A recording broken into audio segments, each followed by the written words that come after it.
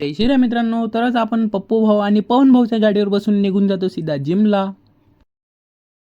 Gym पोचताच आपल्याला आपले बॉडी बिल्डर म्हणजे आपले विक्की भाऊ मिळतात, ज्यांची 5 वर्षाची बॉडी एक नंबर असते बाबा. त्यांची बॉडी मेंटेन राहावा म्हणून ते मोठे मोठे सेट्स मारतात. ते बघूनच आपली थोडीशी हालून जाते. तशा वर्कआउट नंतरच विक्की भाऊला एवढा पंप येते की त्यांची बॉडी एक नंबर दिसते.